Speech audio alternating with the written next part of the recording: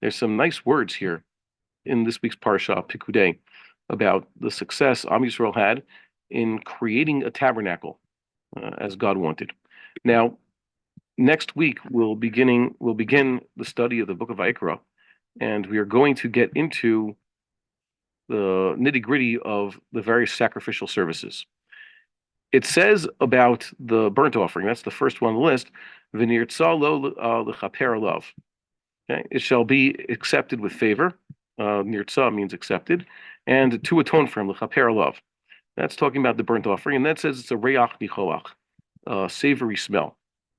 Usually, that's what the way the burnt offering is described. Okay, that's these obviously are anthropomorphic expressions describing favor, the sacrifice being accepted, one achieving what it is that he was trying to achieve. Chazal say reach nichoach, nachas ruach. God gets, like we say in Yiddish nachas, for seeing or smelling that which he has commanded has been done by his children. Nachas ruach. Okay, but Onkelos translates reach nichoach as completely unliteral. It's a figurative expression meaning it's kabel ratzon. It's kabbalah b'ra'awa. Ra'awa is ratzon in Aramaic. And then we have other sacrifices that are described as atoning in some other way. The hatath, for example, is, well, that's just what it is. Sometimes it means, it says the verb lichate, which is a type of scouring or expunging or purification. And sometimes it says lichatath. Lichatath in this case would mean the same thing. It is sometimes translated sin offering, but a lot of times it also means a scouring process, scratching out the sin, so to speak. And it is similar in meaning to the word lichaper, except lichatath also has the same shoresh as actual sin. So usually it's connected to certain types of sins. By the way, not wanton sins, usually unwitting sins. That's the usual hataoth are prescribed for a person who has engaged in some sort of unwanted, not wanton sin. It was unwitting because perhaps he was unaware of what he was doing. And legally, as we said in previous weeks, we assume that unless he had been properly admonished before committing his sin by proper witnesses, he gets the assumption of being unwitting. Okay, so that's a hatath. What else could be said about the hatath? That verb, something that says lif hatath, is similar to grammatically lit isha, to woman. What does that mean? So when it says that a man took someone, a woman, lit isha, as a wife, it could also be inserted as an infinitive.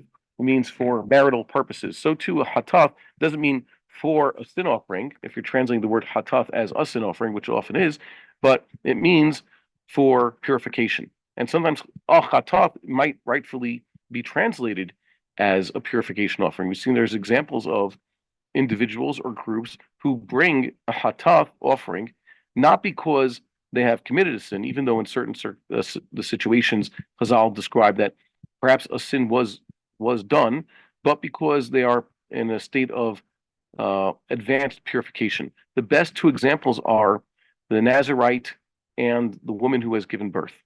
The Nazirite, we hold the halacha, even though there's midrashically this idea that he has sinned by depriving himself. We hold the Nazirite is holy, and what he's done is considered a good thing.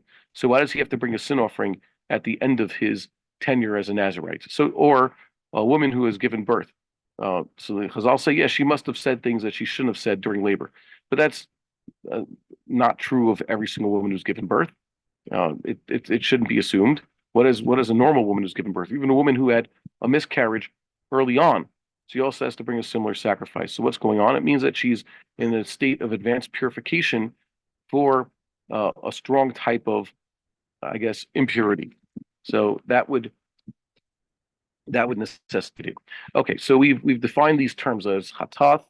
There's the kapara, also that's like a type of scouring. Sometimes kapara is talking about even for inanimate objects. This is chatath and kapara together talk about removing, let's say, the stain on the soul. They compare the soul to, let's say, a white garment that has been stained with blood or something else that's really dark, wine or pomegranate, whatever it is. So it takes a strong cleanser to remove the stain and bring the garment back to its pristine state before it had been stained. So that's basically what the soul, whatever the soul is, by the way, that's the process it needs to undergo in order to be relieved of its sin. And the last one is zikaron, memorial. What is that one talking about? That's the one we have to explain now. It says that there are certain items in the temple and even certain sacrifices that would be for zikaron, memorial offering. And that's a similar expression like all the others, meaning that the sacrifice somehow has been found to be acceptable. So when is each term used and what does it mean? Well, let's start with the most basic one. It says that God finds favor. Reach nicholach. It's done right. The one we described near tzalo, the one for a burnt offering. As Rambam showed us, for what reason would a person bring a burnt offering? Well, it's just voluntary. He wants to do the right thing. But a burnt offering is also prescribed as a voluntary offering for someone who has neglected a positive commandment. The other korbanos are actually prescribed. It's a legal act that a person who did some sort of sin should bring a chatat or a sham, a guilt offering. Fine. But a person who realizes that he's mistaken, he has neglected a positive commandment, the way he can fix this, so to speak, is by bringing a burnt offering, a nice olah, nice burnt offering. So what does that accomplish? Because he neglected to do something positive, bekum va'aseh means something that he should have done, an act. He was supposed to do an act of commission, but now it's been an act of omission. He has omitted the positive commandment. He makes it up by doing something positive to make God, to find God's favor, so to speak. That's why the burnt offering is mitkabel b'ratzon. It's reach nicholach, but it's not l'chatav. And a person who has sinned, so very simply, he has to bring something that's kapara or chatav. He has to remove the stain from his soul, so to speak. The zikaron is mentioned in just a few items. It's not even the majority of the sacrifices. What are the most important ones mentioned in this week's parsha? Someone could give us a 5-point question. Where do we have zikaron? So it says, for example, we have a long spiel about how there is a whole Yom HaZikaron. Okay, there's a day, one of the Rashi Chodashim, the first of the 7th month, is a day that's supposed to be entirely about Yom HaZikaron, Zikaron Teruah, or Yom Teruah. And we said there that in this case, the act of accepting God as king, the coronation of God through the recitation of the biblical verses and the sounding of the ram's horn, that's a zikaron. That's accepted with favor.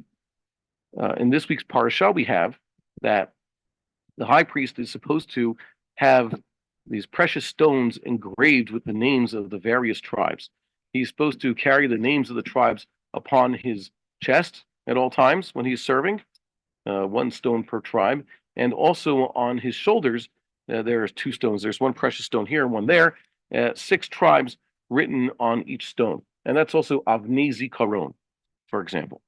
And it says that after the war with Midian, which is in the book of Bamidbar, Parshas Matos, we have the incident where the captains of the host, the 12 captains of the host, they were each in charge of 1,000 men, 1,000 men from each tribe. So one captain from each tribe.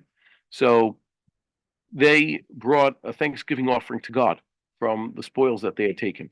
And it says that was also l'zikaron. It was accepted with favor. What is a zikaron?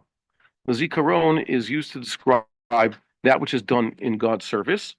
But unlike the previous 2 terms that we used, kapara and chatath, which remove that which had been. A person sinned, he has to erase it. He has to get rid of the stain that the sin has created on his soul or on his permanent record. In this case, the stones that are there in the temple are a permanent memorial to that which was. The chatas and asham remove, and the kapara, they remove that which was. The zikaron memorialize, and I guess what's the word here? I had it. I was thinking about it before.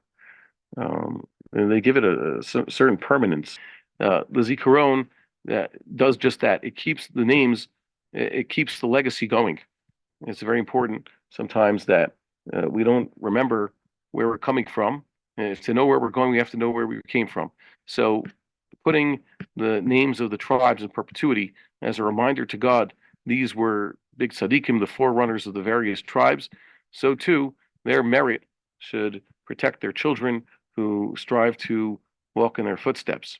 So that's what Zikaron is about. Zikaron is usually, instead of trying to remove that which was, we're trying to perpetuate that which was.